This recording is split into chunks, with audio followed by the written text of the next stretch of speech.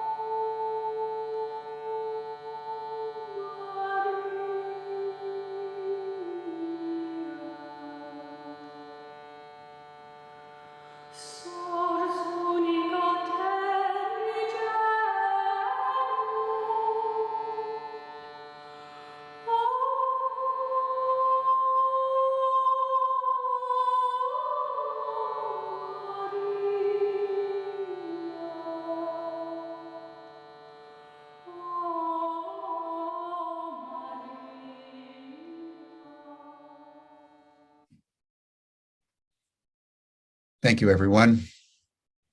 It's so good to be with you today and to contemplate these matters of gravity having to do with how we shape the human future.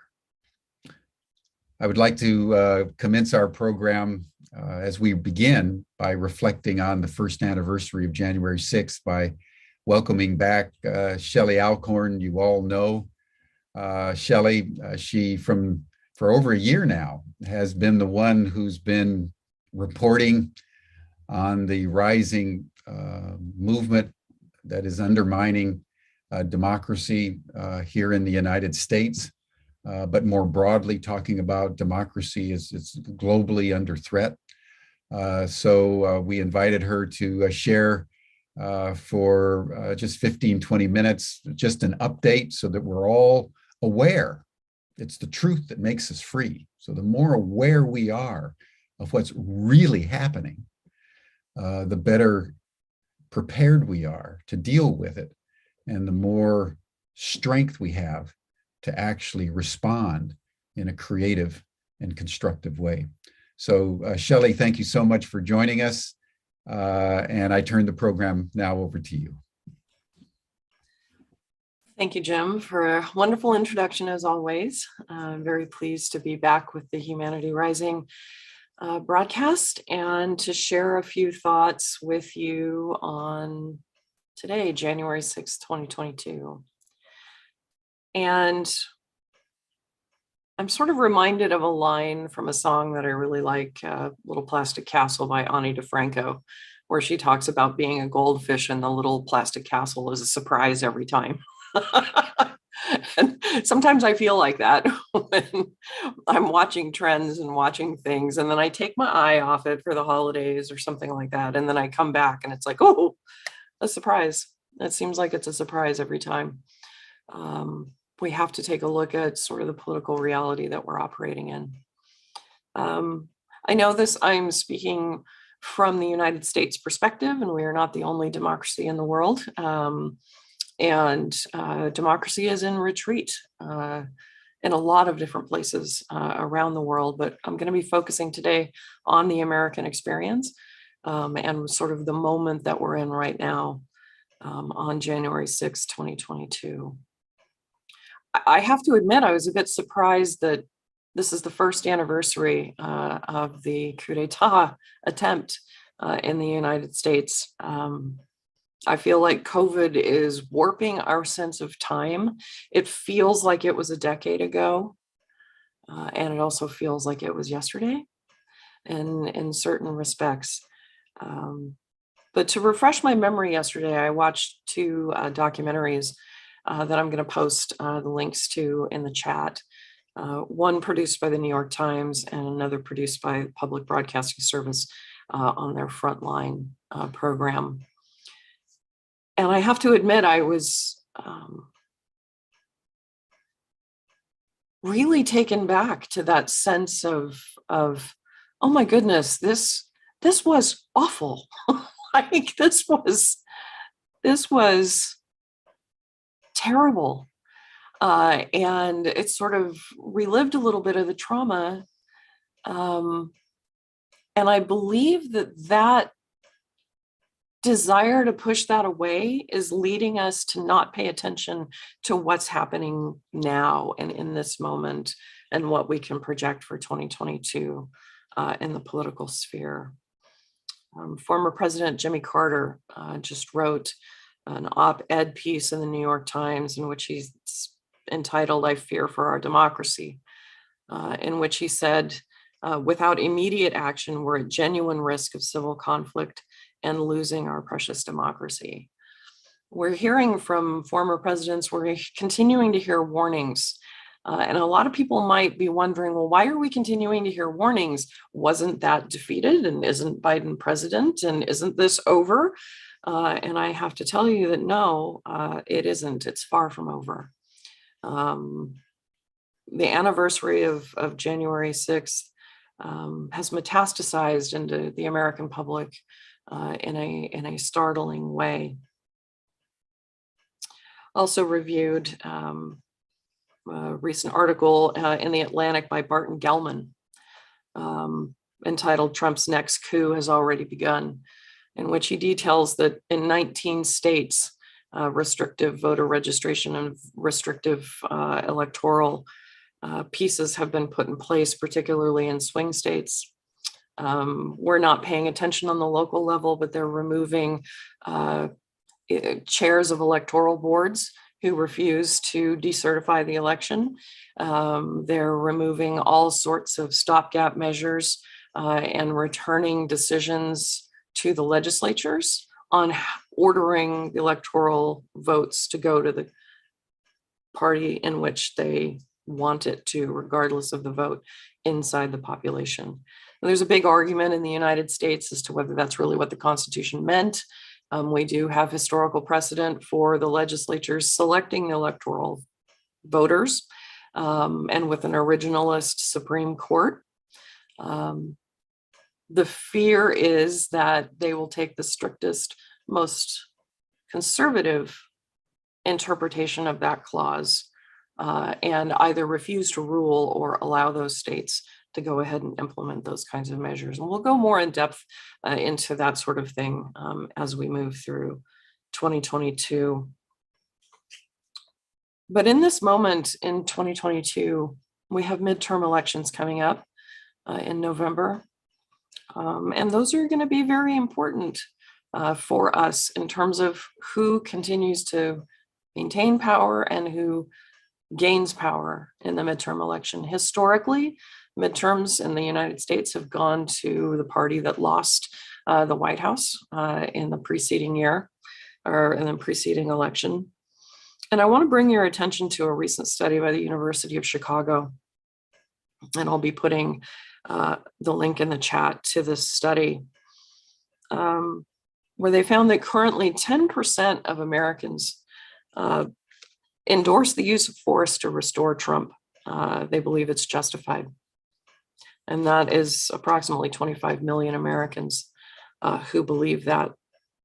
24% of the American population believes that the 2020 election was stolen and that Biden's presidency is illegitimate. That's 62 million people in the United States. And 80% of registered Republicans want to see Trump run again in 2024.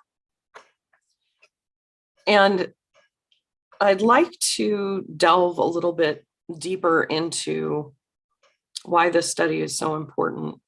And when we look at and break down the 25 million people who believe that force to restore Trump, violent force, is justified, 15 million of those strongly agree, 10 million somewhat agree.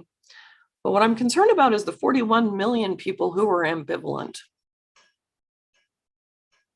Yeah, force, maybe, maybe not. I don't know that I care. And when we're looking at these types of political movements, you have to look at the actors, but you also have to look at the bystanders, because the bystanders are the ones that usually tip the balance, not necessarily the ones who are most dedicated to the extreme. It's always kind of that mushy middle that can step by, stand back, not get involved, not my problem. As long as I have mine, I'm fine. It's that kind of push and pull there. What's more alarming to me is the 62 million people who believe that the presidency of Joe Biden is illegitimate. And of that, 36 million strongly agree with that. 26 million somewhat agree with that. And again, that 41 million is ambivalent. It's 103 million people in the United States. That's 1 in 3 people in the United States who either believe that the presidency is illegitimate or who are ambivalent, don't know, don't care. And I think we really need to pay attention to that. And when we take all of those factors together, we really have to look at the history of the United States. I keep drawing people back to the history of the United States. Nothing happens in a vacuum. And I'm really happy that today we're going to hear from Juan Carlos about forgiveness and apology. Because when I'm looking at historically these civil divisions in the United States, a lot of it comes down to race, and it always has. And in the period after the Civil War, there was no apology, there was no reconciliation, there was no coming to terms with the things that had created those divisions. And so those divisions have festered for years and years and years and years. And when you look at the number of people who are willing to use force in the United States now to get their way, 75% of those people, when surveyed, believe in what's called the Great Replacement theory, the Great Replacement. If you remember what happened in Charlottesville when the Unite the Right rally was happening, and they were chanting blood and soil and all of the horrible racist things that I won't repeat. One of the things that they did say repeatedly was, we will not be replaced. And that's deeply animated by racial animus and distrust. So 75% of this hardening faction inside the United States believe in the Great Replacement theory, which is that whites are going to be replaced, that their rights are being replaced by people of color and people who will be obedient to the state. So we need a lot of forgiveness and a lot of apology, because I'm not entirely sure that we know how to do that right now in the United States. When you begin to see civil discourse and civil discord at this level, how do you bridge that gap? How do you begin to bring people back together? I don't know that I have the answer to that.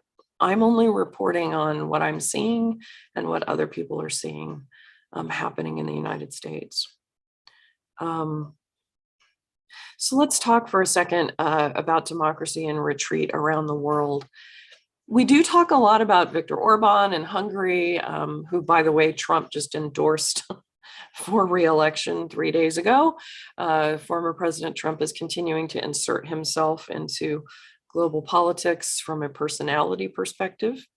But we also need to look at some of our allies too. And if you haven't been looking at what's been happening in the UK recently, I highly suggest that you begin to pay attention to that as well.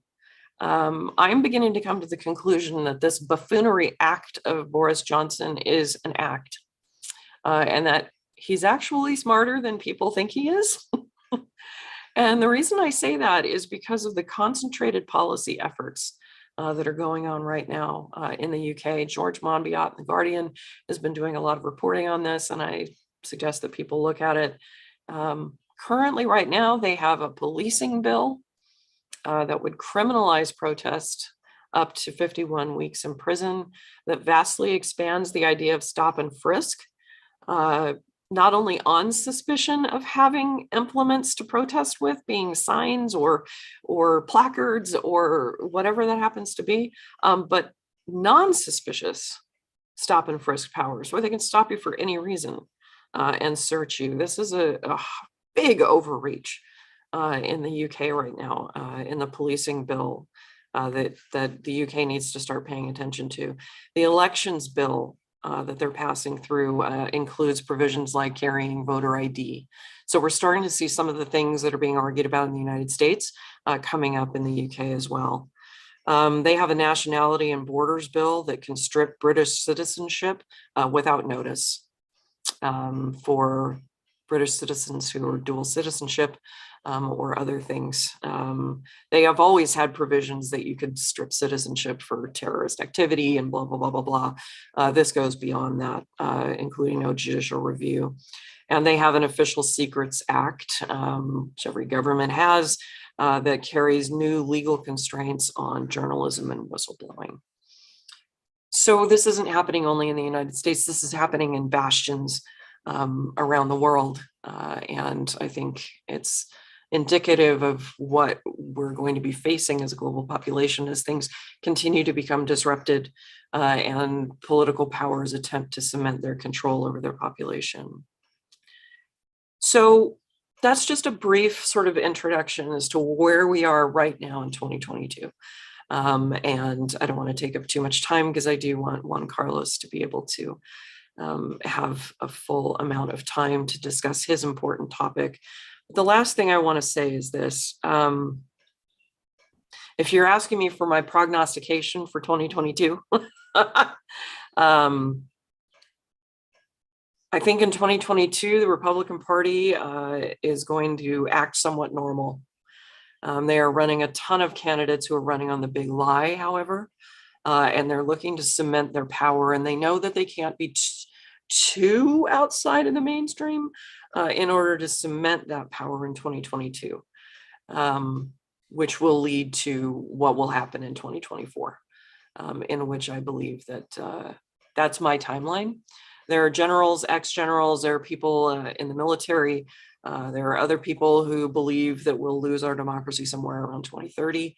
At this point, I think 2024 is the date, unless conditions change. And I am infuriated by the fact that the Democrats are continuing to waste time debating ending the filibuster for the voting rights bill, as if we need to preserve the filibuster to preserve our minority rights in case we do lose control of the Senate, not Democrat, Republican, democracy advocates versus authoritarian advocates. It's two different items. This is a specious straw man.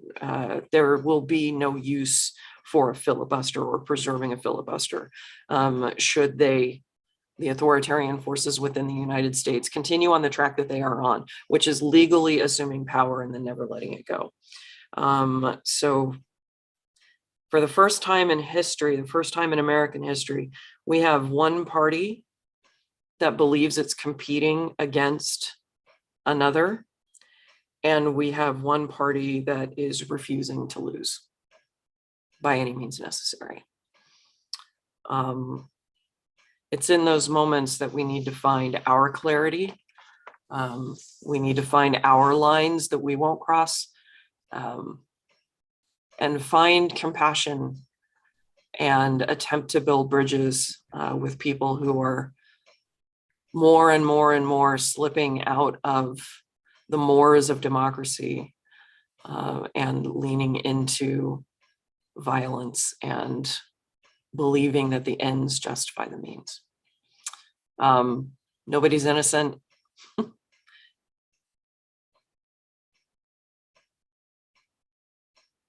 Nobody's innocent. I continue to refuse to participate in this. It's Democratic versus Republican.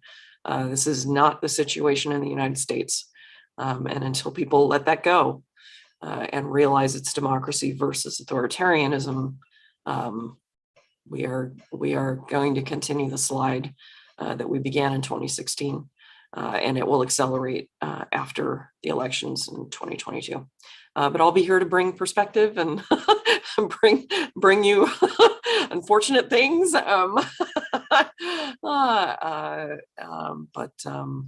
I wish us all good luck and good fortune and good health in 2022. Thank you so much, Shelley. One quick question before we proceed, and that is, how do you understand the almost consciously intentional refusal of the Justice Department of the United States under Merrick Garland, who gave supposedly a major speech yesterday, which didn't end up saying very much, given the clarity of the issue and the outspoken declarations of Trump and the alt-right, the White House, the Justice Department, the Democratic leadership seems to be almost incapable of any kind of articulated effective response. So this democracy versus authoritarianism is not just Republicans, it's also Democrats who aren't challenging Republicans. And it makes one wonder whether there's actual collusion in both parties to subvert democracy. But at a minimum, what would be your understanding of why this is so? Why isn't Trump already arrested and in prison for treason? Why aren't the people in the Congress that were responsible for it now, with evidence publicly available, they're not even being subpoenaed? It's almost as if the people who have committed the crimes are being given special status not to be in any way persecuted or punished. So it's the lack on the one side that's empowering the authoritarianism on the other side. So how do you understand all that? As most things, I think it's complicated, but I think there are a few threads. One is simple denial. One is just simple, America doesn't function like this. This can't happen in America. This isn't the way we are. This isn't what we did. We defeated Trump, therefore things should go back to normal. So I think there's fear. I do think there's collusion on the part of people in power who are owned by oligarchy, owned by the corporatocracy that runs that we face on a daily basis. We can see it in Joe Manchin. And his continuing to accept large donations from fossil fuels and throwing himself on the levers of democratic process in order to appease his donors, right? So there's fear, there's co-option, there's fear about being seen, since we had the DOJ being used for political purposes for 4 years. There's this almost allergic reaction to looking like it's owned by the new party, right? So there's sort of a, they accused us of overreaching during Trump. So now we have to be extra conservative and we need to cross all the T's and dot all the I's so that it doesn't look like this is a partisan reaction, right? So there's that too. The investigation is massive. That is true. They're reviewing 20,000 hours of video. So there's a tremendous amount of evidence that they're trying to sift through to make this legally justifiable. They don't understand that that doesn't matter. They don't understand that even if they get a conviction, these 21 million Americans, these Americans who are angry, who are willing to use force, who are looking for this, are going to say that they were wrongfully convicted regardless, right? So the wheels of justice turn slowly, and they're turning too slowly because of the fear, I think. And not wanting to provoke the ones who are ready to use violence. It's a complicated, it's a hyper complex political arena. The problem with that is that this is complexity, and authoritarians are anti-complexity, right? Authoritarian, the whole movement of authoritarianism, the whole reason why people support autocrats, the whole reason why people will abandon democracy is for the simple. That guy's my guy. He's going to take care of it. They're going to punish all the bad people. And I'm going to, it's very simple. It's very simplistic. It's paternalistic. It's patriarchal. It's that guy has all the answers. I don't have to think anymore. And in a hyper complex environment where we're trying to answer all of these various questions, the people who like the simple believe that the hypercomplexity is a ruse. It's a smokescreen. We're being lied to. It's fake news, blah, blah, blah. And they grab onto well, I have a rifle and I have a street and this is my street. And that, I think, is that tension between hypercomplexity and simplicity that is a dangerous cocktail inside a country that has not reckoned with its past. That is undergoing climate assault, COVID assault. I mean, look at the fires in Denver that just happened. Forest fires ripping through and razing homes and then snowing the next day. As things become more out of control, those who can't handle that, who don't have the skills to think their way through that, default to the simplistic. And that is part of the root of the problem in our politics. So, yeah. Yeah, that's very good, very profound. And we should all take that in, everyone, what Shelley just said, that is the turbulence increases, the hypercomplexity increases. So will the yearning for the simple answers of the past. And that's when the demagogues of all kinds and in different countries around the world will rise up and say, follow me off this particular cliff. And so that's one of the reasons why in Humanity Rising, we go into the hypercomplex. We honor the contradictions and the paradoxes of our world so that we can all be aware of not only the complexities, but as Shelley said, none of us are innocent.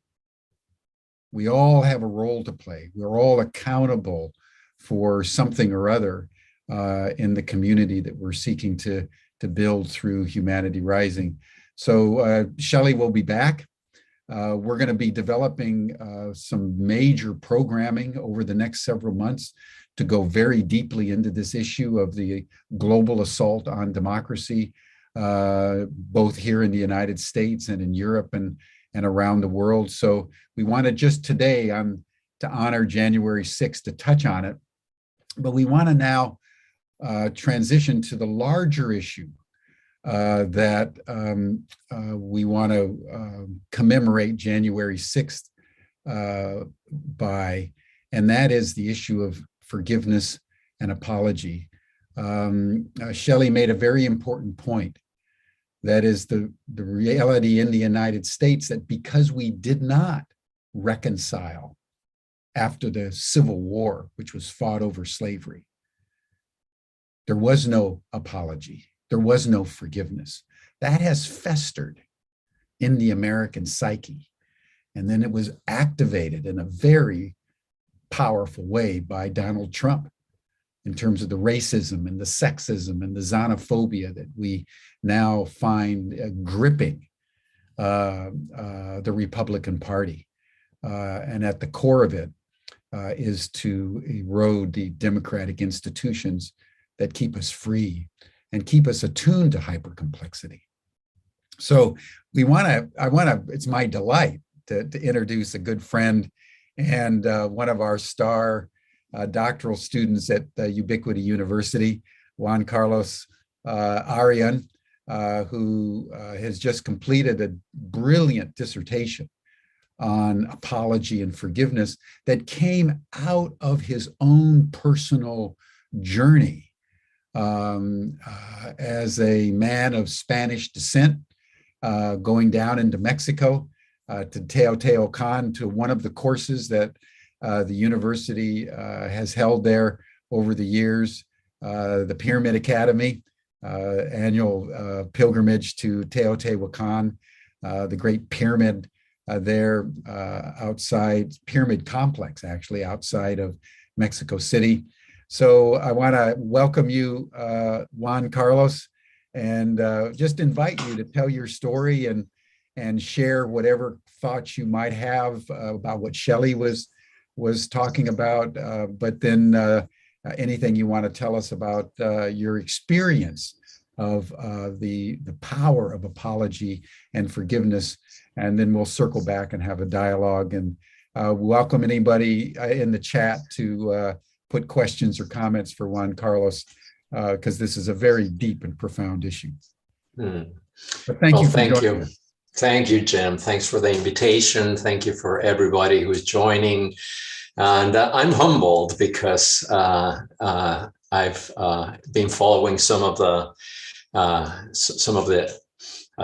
webcasts here, and you have had some amazing people. And I love this idea that because we live in a time of hypercomplexity, that we need as many people as possible to offer their 2 cents, if you will. So in that spirit is that I'm coming here, not certainly with not answers or solutions to a hypercomplex problem, but hoping to offer a contribution, my own contribution to all of this. And also following up, hopefully some of you were at the Humanity Rising where Jim talked to V, formerly known as Eve Ensler, because there are some beautiful parallels and when she talked about the power of apology.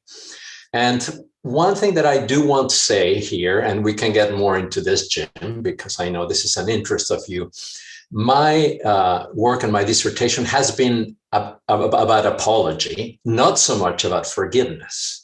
I remember in my defense, you said, well, what about forgiveness, right? And of course, they are connected, but I do believe they are 2 different phenomena that can be powerfully connected, and they can happen also independent from each other. So the story that I'm going to share with you, and I want to apologize if some of you have already either read the dissertation, just a few of you, and maybe some of you saw the video that my son produced with the story on YouTube. But I did want to go over the story and then open a dialogue with Jim about all of this. So I did have some photographs that I do like to share with you because I think they help giving context here. So let me make sure that this is working. Can you see the screen? Yeah, we see it full screen. Wow. Okay, beautiful. Okay, I don't see myself, but doesn't matter. I don't need to see myself. Oops.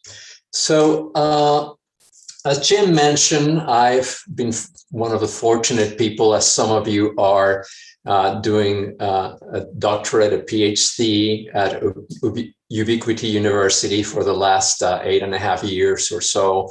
It has been one of the most transformational and richest experience in my life. And maybe that's the topic of another conversation.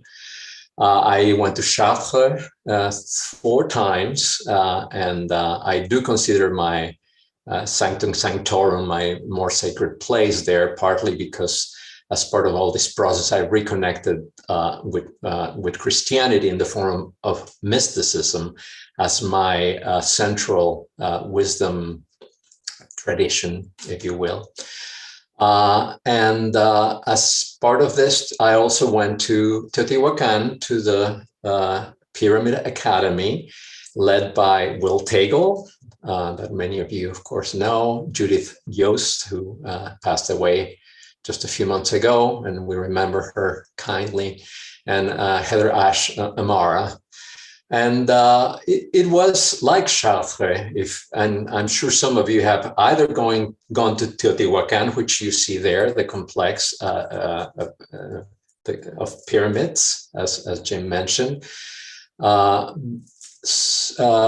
So it's a similar parallel experience to Chartres, but of course grounded in a very different spirituality and wisdom tradition. In this case, what some people call now the Toltec way of transformation. And some of you know, I'm sure, the work of Don Miguel Ruiz and his students, and Heather is one of them.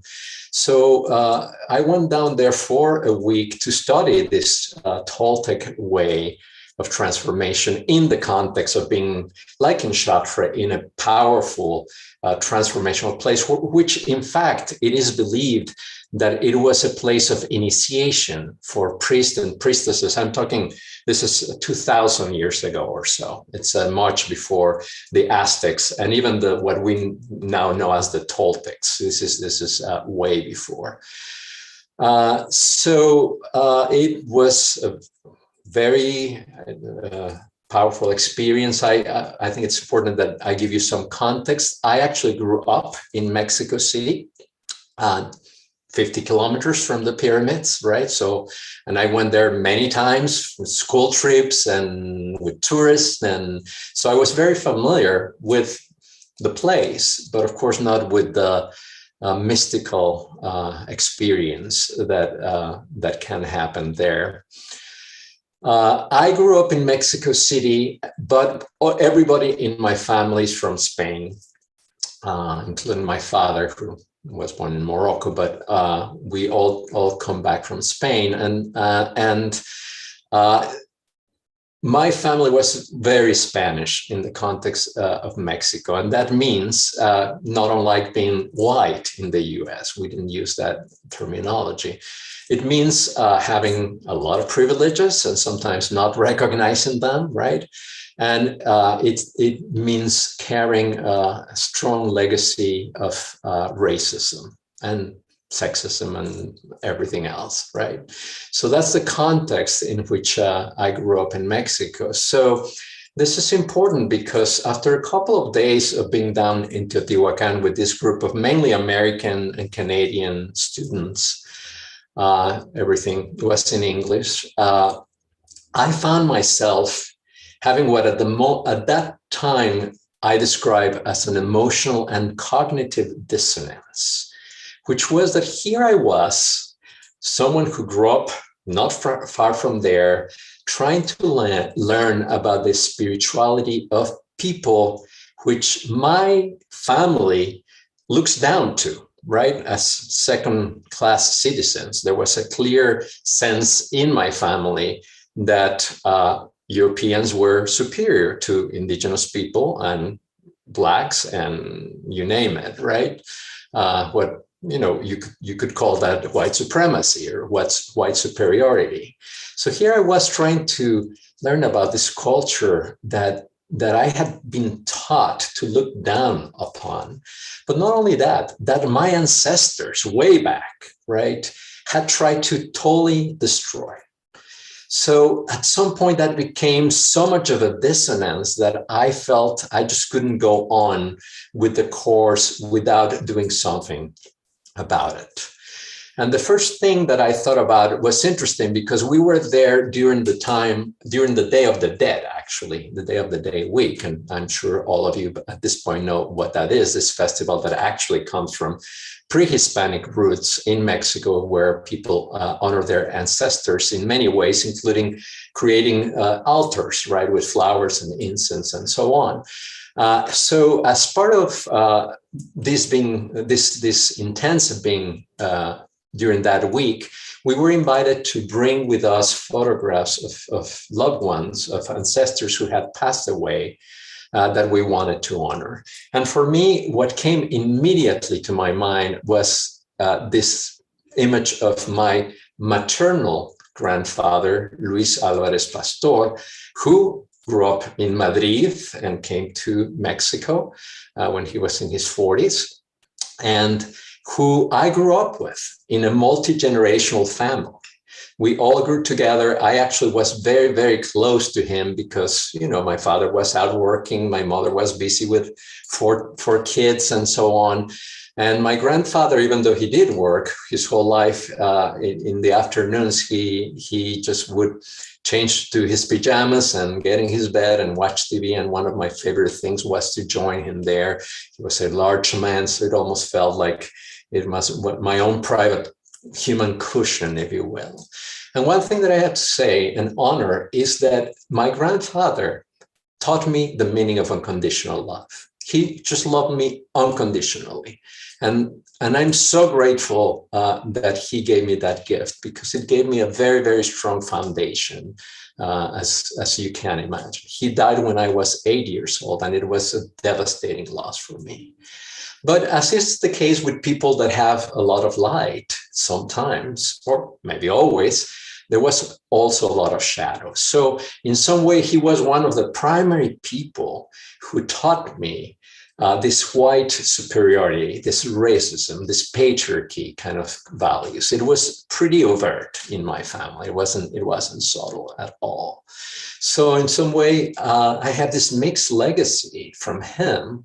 On one hand, that unconditional love, on the other, all these prejudices and privilege that I have had to deal with my whole life, and have consciously been doing it for many, many years. So it's interesting. So I wanted to honor him for sure, but I also felt that it was important to recognize that I was in that land where my ancestors looked down upon this culture, tried to destroy it, and I wanted to honor that too. So what I decided to do is to, in my altar, to basically have two sections, one with my grandfather and the other one with something symbolizing the genocide and the oppression that had happened there.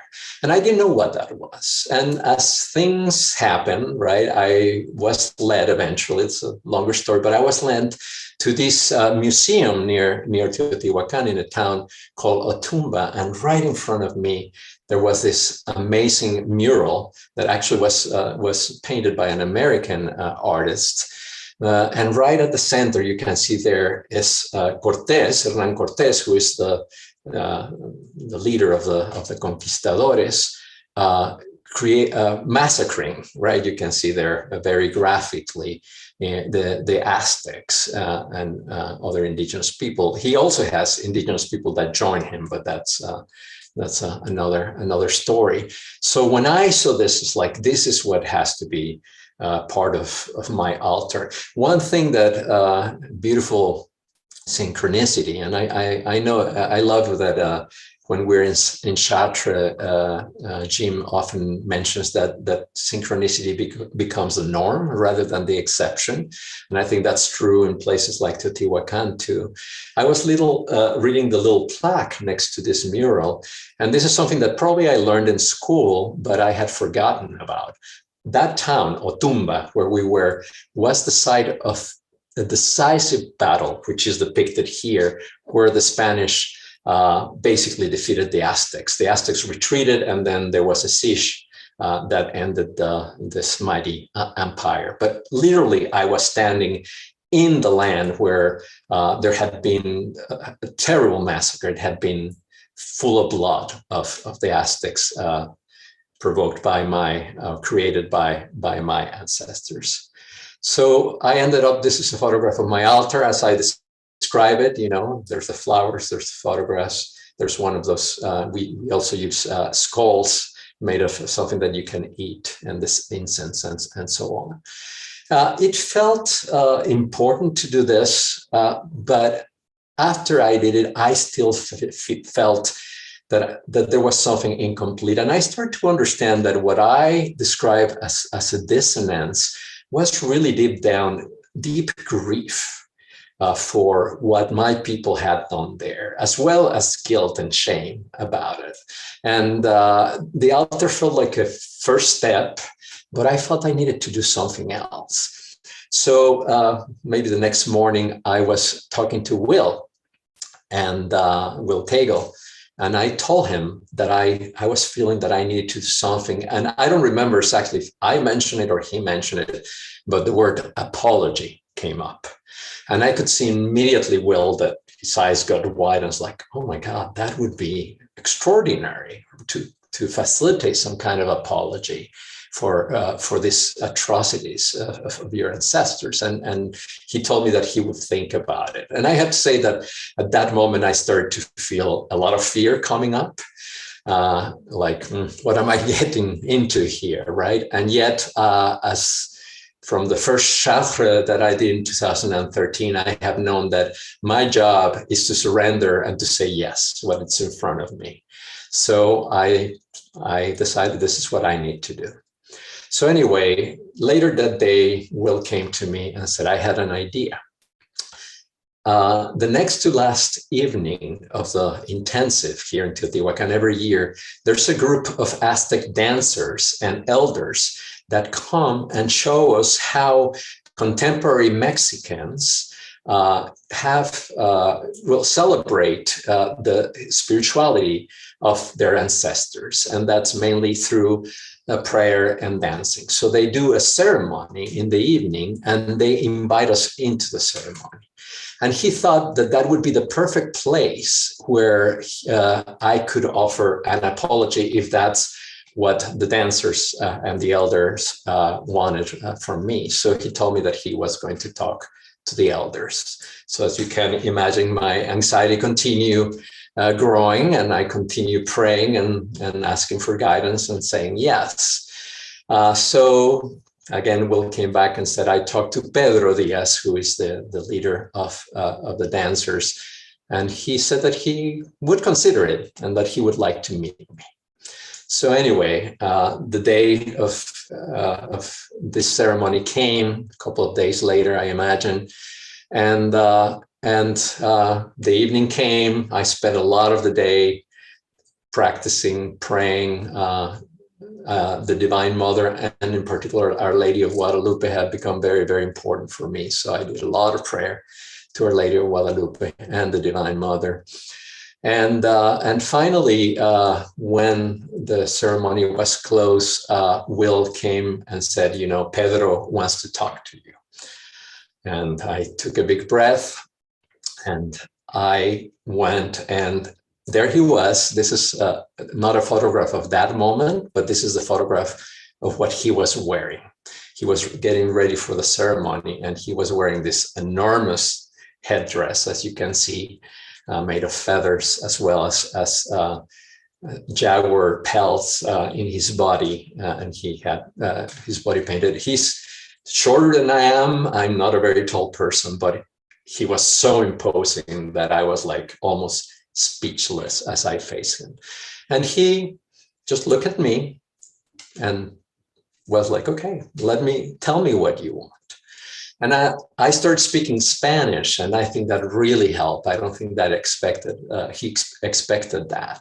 So I could see that he relaxed a little bit. And basically I told him my intention, that I wanted to offer an apology for the people and the land, for me and my ancestors. And he looked at me and said, okay, I'll let you know during the ceremony when that will happen.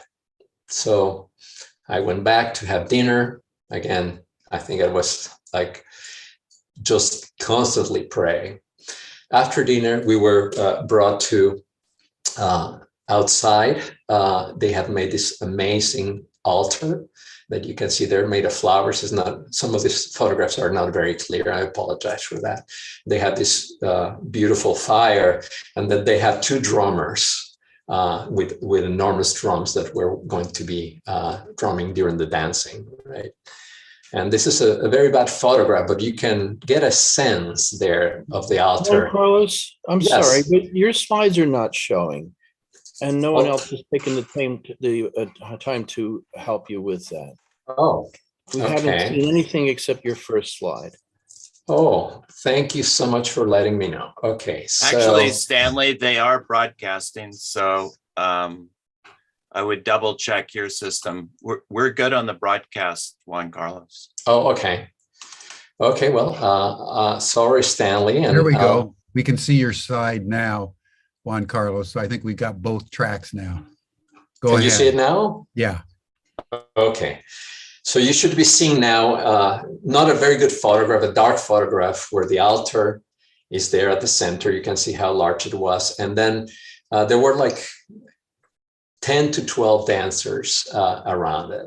And you can see the drummers on the left. And the rest of us, we were just gathering there. So anyway, they started by calling the directions, calling the ancestors. They smudged everyone. And then they started this amazing, powerful, wild dancing. Maybe some of you have seen it. And it was so interesting. There was a man there that was probably 80 years older, and he just would not miss a beat. I mean, it creates so much energy. And some of you have maybe seen other ways in which dance is used for worship, like Sufism, right? And that, so it was that kind of thing of getting into a trance, if you will, that transport us to a different dimension. And at some point, they asked us to join, and we tried to follow as much as possible. It was very, very difficult. This lasted for about 45 minutes or an hour or so. This was amazing for me because I was able to take my head out of my fear place and my anxiety about what was going to happen, and really move to a different place in my consciousness. So then they stopped the dancing, and then Pedro released the directions, which surprised me because that's usually the end of a ceremony. So a part of me felt like, maybe Pedro forgot about this. And I have to confess that a part of me was relieved, but of course that did not happen. At that point, Pedro called me and said, come to the center. So you can see, this is a better photograph. You can see me coming there to the center. Pedro is the man that is right in front of me, and you can see some of the other dancers around me, and Will to my right, which was an amazing, really a grounding force for me. He just stood there, and it felt like one of those pyramids. The pyramid of the sun actually is on the side of the complex. That's what it felt like. So, Juan Carlos, we're still back on the previous slide for some reason. Okay. Can you see that? There we go. Okay, I will keep it in this mode, which is not presentation mode. Maybe that will be better. So can you see the slide where I'm in front of Pedro now? Yeah. Okay, yeah, sorry about that. So at that point, Pedro just looked at me and said, go ahead. And I was like, okay. And I had thought about some of the things that I would say, but I really let spirit lead me here. And what I said, I'm going to read to you because I wrote it right after the ceremony, and I don't want to miss some of the things that I said. This was in Spanish, of course. I translated it later for the group. So what I said to Pedro was, my people, the Spanish, arrived in this land almost 500 years ago, we did not come in the spirit of peace. We did not come with our hearts open. We did not come to learn from this great culture. We came to conquest. We came to dominate. We came to subjugate, guided by greed, arrogance, hate, and a false sense of superiority. My ancestors were welcomed on this land, which is what in fact happened. And we paid you back for your generosity by killing your men, raping your women, and enslaving your children. We tortured, we mutilated, we tried to destroy your culture, and obviously we failed. Today, I come with great humility, representing myself, my family, my ancestors, and my people, to offer an apology to you, your families, your ancestors, and all the people who have walked this sacred land from the beginning of time for all the atrocities committed by the Spanish. I come with an open heart. I come in the spirit of peace. I come with great humility to tell you how sorry I am for what happened. It deeply pains me to see the hurt and suffering caused by my people. And then at that point, hopefully you see the next slide, I felt that I needed to kneel on one knee. And it's interesting because Pedro didn't want me to do that at the beginning, but I felt like I really needed to do that. And then I said, humbly, I ask you for your forgiveness, even if it is a small gesture compared to the enormity of the mayhem that took place here. Thank you for listening. And then Pedro took my hand and pushed me up. I look at his eyes. They were full of tears. And I can never tell the story without tearing up, because it was such a beautiful, powerful moment. Everybody was crying at that point, I think. But just thinking of his eyes right now, it was such a moment of grace for me. I was able to connect with this person in a way that I had never connected with a stranger, maybe with people that I deeply love, but with quote unquote a stranger, I felt such love for him and such connection. And I know that he felt that too. For me, I have heard that. And he said to me, never in my life would I have imagined that someone of Spanish heritage, never mind apologize, would even recognize what happened in this land. I will never forget this day. And then he gave me the most beautiful hug and asked for all the dancers to hug me one by one. And then Will, you can see that he has his conch there. He blew the conch. There were other, the older man, the 80-year-old, offered a beautiful poem in Nahuatl. There were a couple of songs, and then we closed the ceremony. And I was just want to end with something that was incredibly powerful for me. After we were all getting ready to go, various people that were present there, the classmates, if you will, came and hugged me. And I do believe that this was a collective experience, that everybody had played a role in this.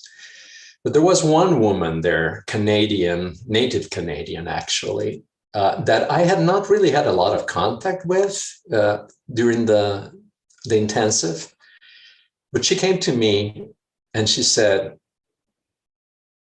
I don't know why, but I have gotten a message that I feel I need to give to you. I almost feeling that someone is pushing me to tell you this, and I don't know what it means. The message is, you are a wonderful grandson. And of course, at that point is when I totally lost it, right? All my grief came out, and it was wonderful because I was surrounded by people holding me, and they started singing a song that you might know, which is, all I want from you is forever to remember me as loving you, which seemed like another message from my grandfather. So I'll stop sharing there. And I see that there's been a lot of messages, but obviously I haven't been following it. So maybe I'll just invite you, Jim, to come in and start a conversation.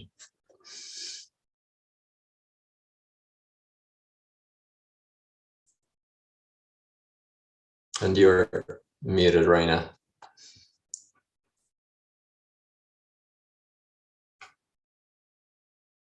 Are you still there, Jim?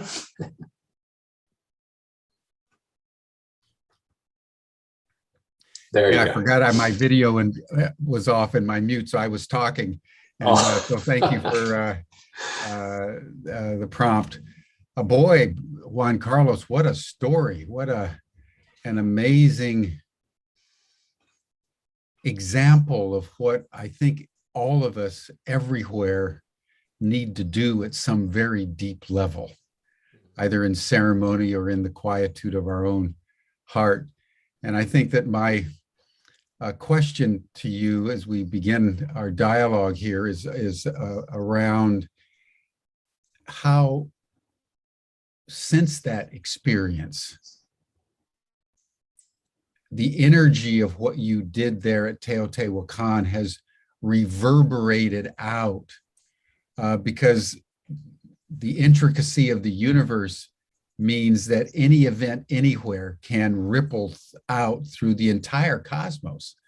Mm-hmm. And so what you did in one place at one time actually was heard and reverenced by being itself. And so I'm just wondering how you've experienced that reverberative effect of that apology in your own life and in the life of your community and Will and the Earth Tribe and the Wisdom School and so forth. It certainly led to a dissertation. That's right. Remarkable. Well, it was, I was at the end of my coursework there, and it was, I had been considering other topics, but it was so obvious that this had to be the topic. And as you know, I used a heuristic methodology, which in the first step is like, you find a topic of a personal experience, right? I didn't know heuristic inquiry at that point, but when I read that, it's like, well, I didn't choose the experience, right? The experience chose me, obviously.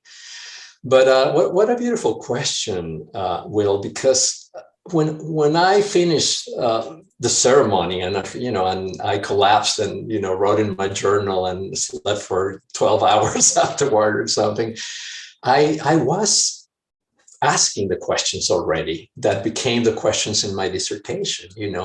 What is this? What is the impact? Why does this happen? Why am I at the center of it? And so on. And that's what the dissertation is. And if people are interested, I invite you to explore it. And it was such a wonderful gift that I had the opportunity to write a dissertation and go into the research and all of that. And at the same time, in my daily life and work and practice, I could see things changing. First of all, for me, starting with me, this experience took me to a place that I had never been, and that I for as long as I remember, I longed for, which is feeling one with someone, especially someone that I had considered the other, right?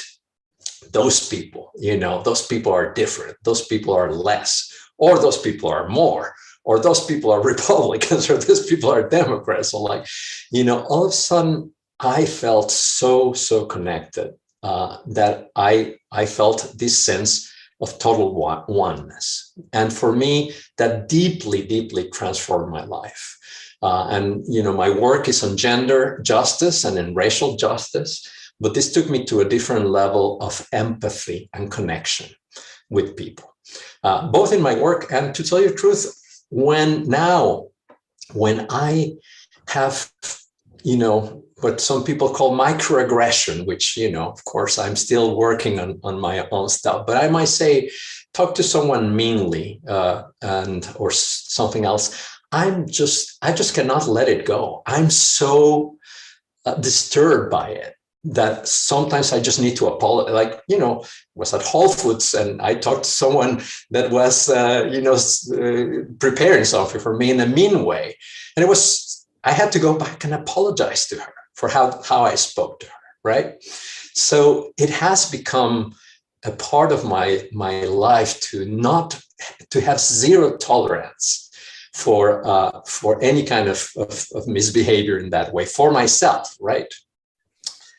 The other things is that as part of my dissertation, I interviewed people who had been present at the ceremony. And that was such a beautiful opportunity to see that actually a lot of people had also had a profound experience there, right? And it hadn't been only the actors that were at the center. Of course, Will was my dissertation advisor, so we talked a lot about his experience and my experience. But then other people were also sharing at how seminal in some way was this experience. And then one thing that was amazing, Jim, you might remember, and some of the other people might remember that at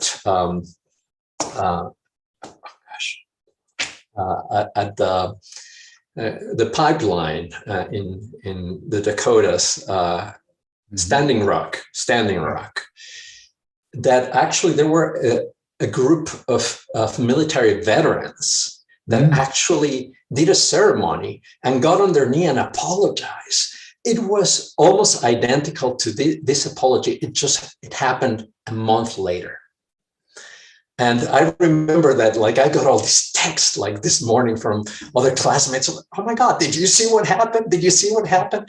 So I know that we all know that these ideas are up there, right? And they choose to come down to us and in different places. And since then, I have come in, and this was part of the dissertation, I have discovered other times in which similar kind of apologies, right? The great grandson of the general for a wounded knee went there and apologized. A person, different apologies for slavery and so on. So I do agree that sometimes I feel, well, this was such a small event, right?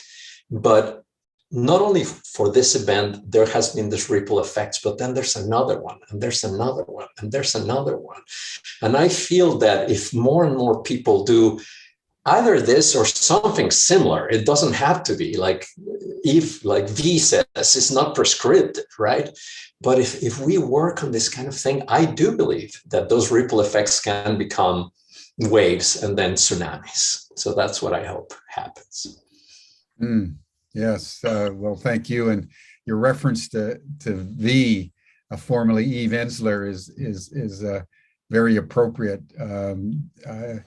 We had her during the masculine dialogues.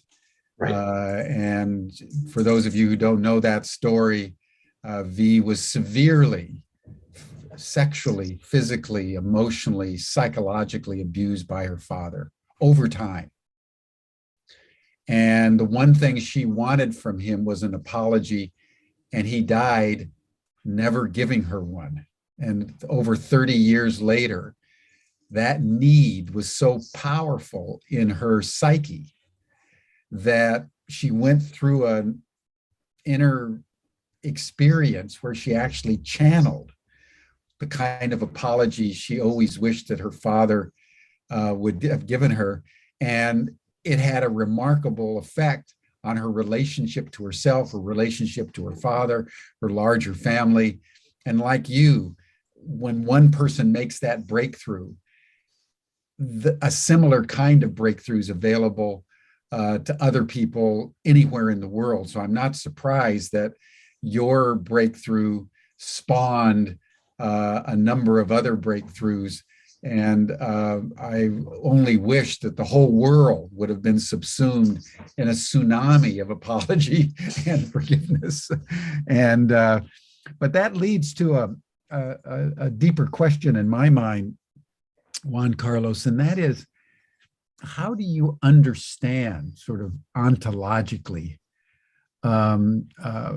existentially, as it were, what is it about apology that is so powerful? What happened inside you, or what do you, from your literature, from your Ph.D. thesis, what happens when you apologize? What's the process there?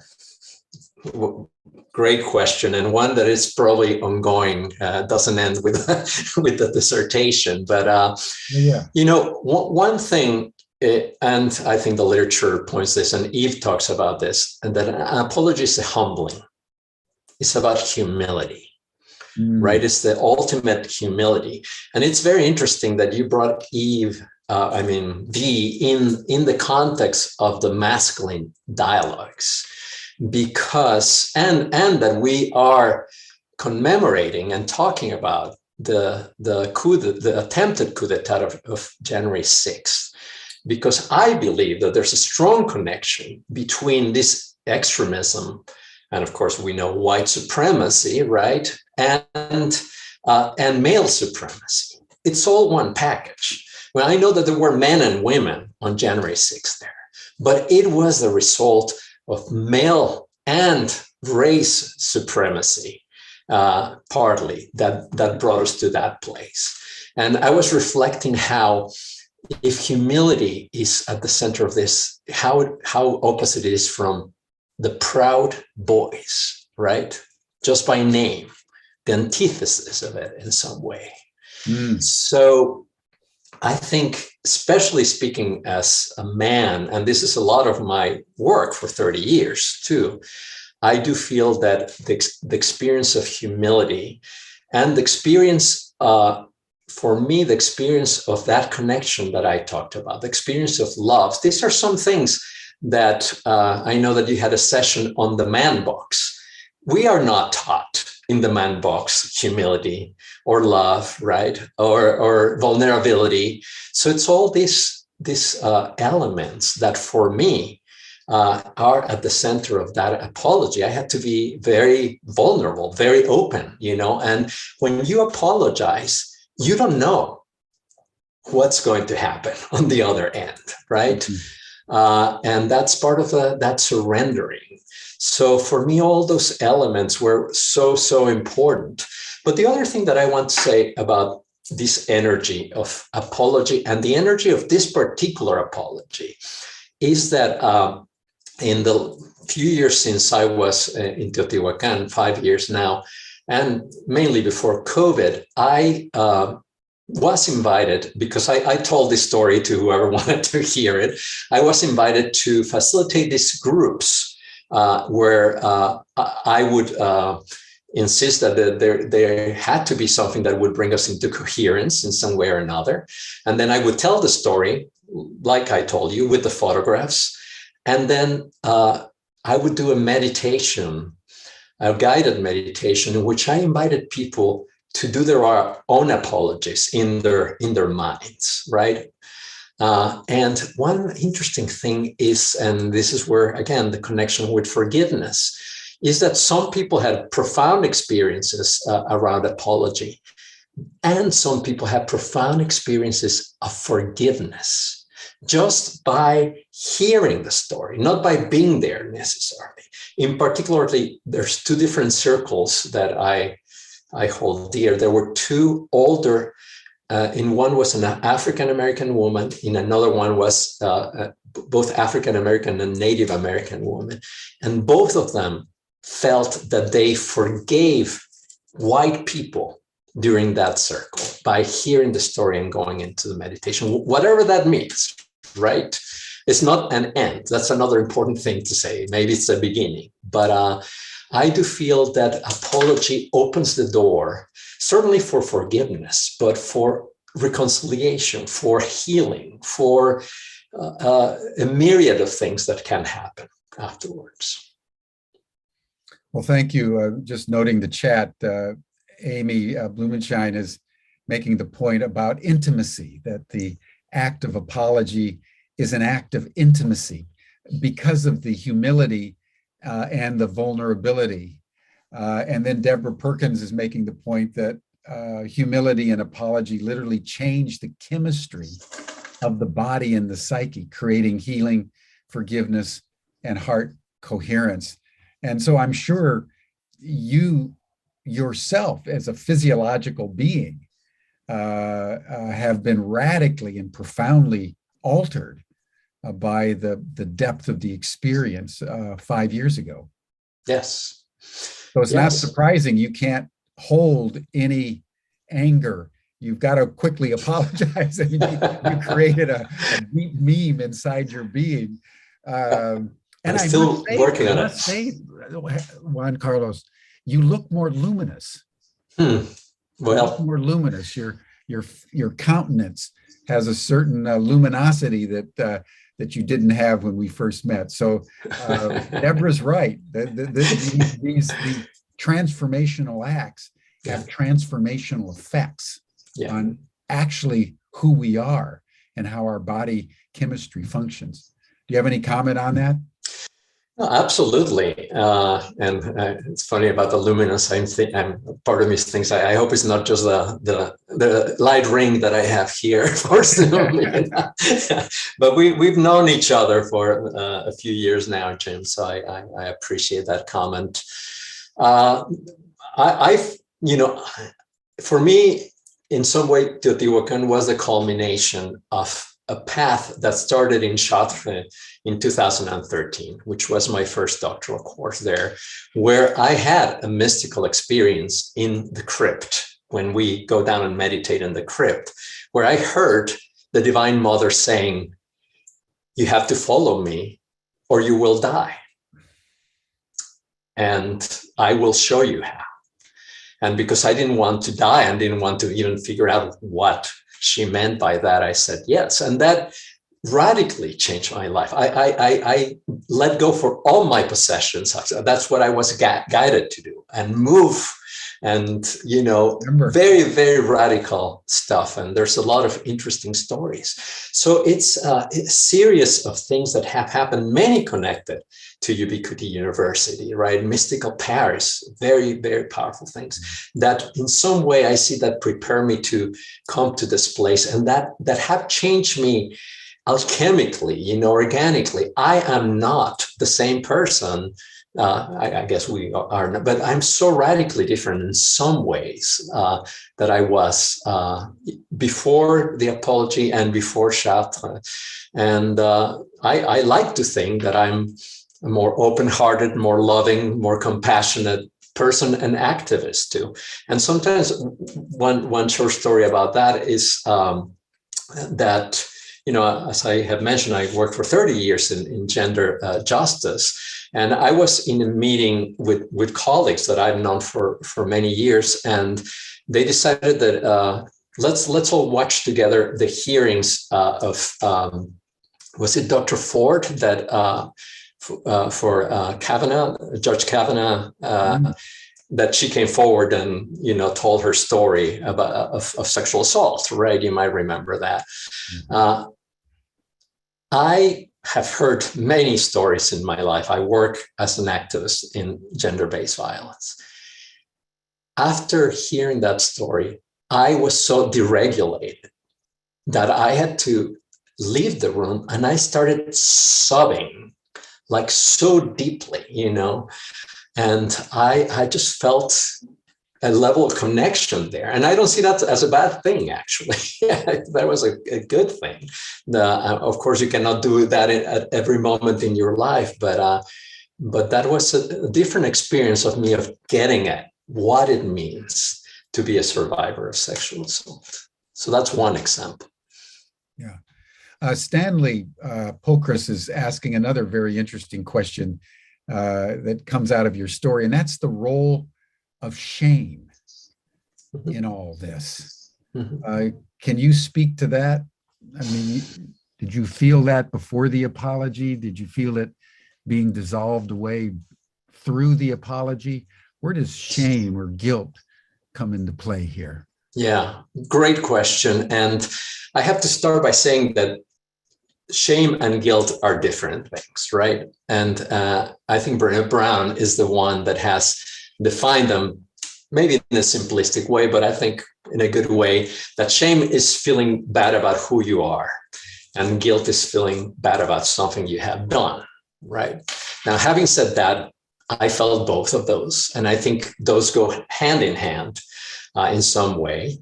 And I do feel the apology helped me with that. And I feel that there were ways that as an activist in the world, shame and guilt was getting on the way for me to be as effective as I could be. Interesting, in the literature review that I did, there was a lot about this distinction between shame and guilt, and some interesting studies that show that when people are confronted, if you will, say in a case of sexual assault or domestic violence, and go into a lot of shame, that is not conducive for them to change their behavior. But if they go into guilt, that is conducive for them to change their behavior. So there's a profound difference between those two that we could explore some other time. Yeah. Well, as we close, I want to bring up, I don't know whether you've seen the Netflix of Desmond Tutu that was released just before he died, very synchronistically, called Forgiven. Yes. And it's the story of Desmond Tutu. And of course, everyone knows that in the aftermath of the democratic elections that brought Nelson Mandela to the presidency of South Africa, rather than punishing the whites, they engaged in really history's first experiment in reconciliation and forgiveness. And I would recommend it to everyone who has any interest in this domain, but it shows how Desmond Tutu was able to go into the depths of the violence that was perpetrated against the Black people, focalized by one particular white male who was egregious in the way he treated Black people generally, and one woman in particular, and be able to hold his elegance of being at such a high level that no matter what the person did in their conversations to bring him down, he was still able, even in the absence of an apology, to forgive. And so as we close out, I want to just turn a little bit to the other side of the equation in forgiveness, and have you just comment on the relationship between apology without forgiveness and apology with forgiveness. How would you distinguish those two? Well, thank you for bringing Bishop Tutu to the table, because he's one of my heroes, and I have learned a lot about forgiveness from him, right? And the idea that forgiveness is really for the forgiver, not for the person you forgive, right? Primarily, I guess. So my research showed that apology and forgiveness can both be very healing, even if they don't connect with each other. And one thing that I wrote is that when I apologized and actually asked for forgiveness, which is another topic, they're not exactly the same thing, but I asked for forgiveness. The Mexica elders never said, "I forgive you," right?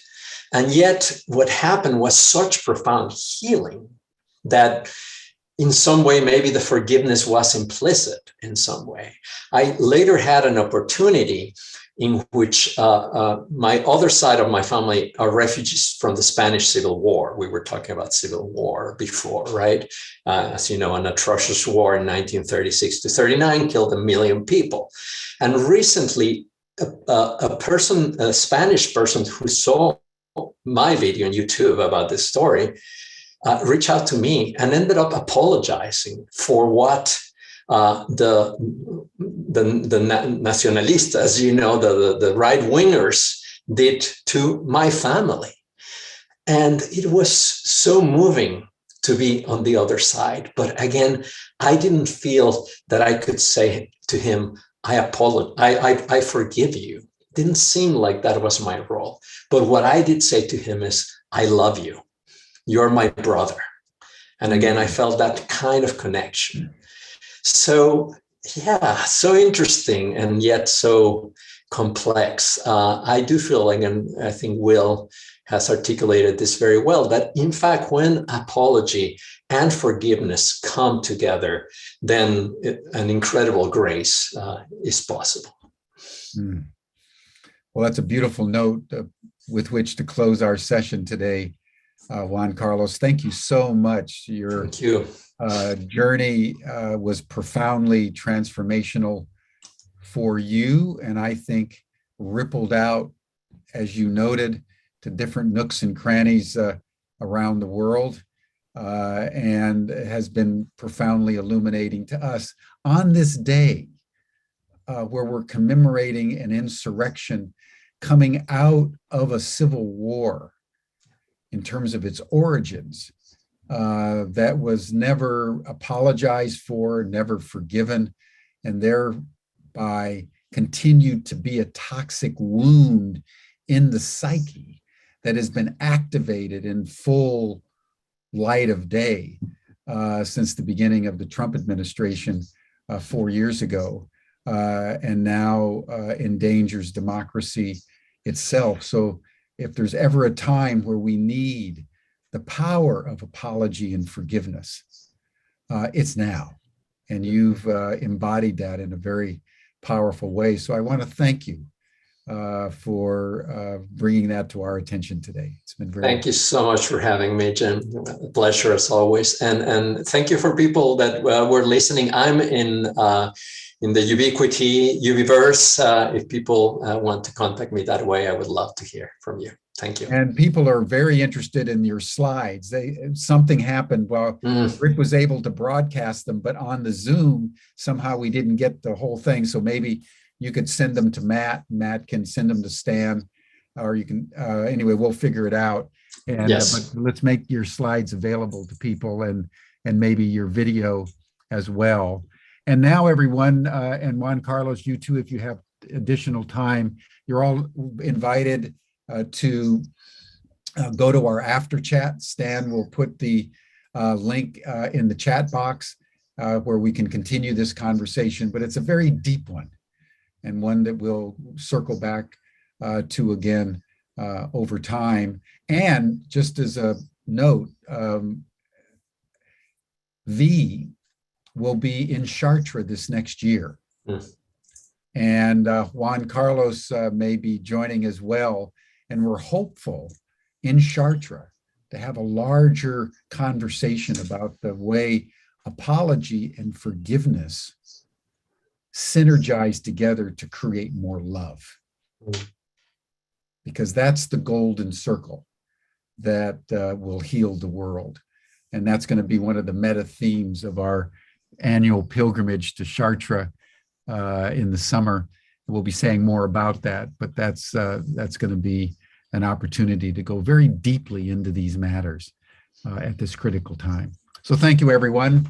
And then tomorrow we're going to turn again to the issue of climate change and the extraordinary work that several cities are undertaking to completely go carbon-free by 2030.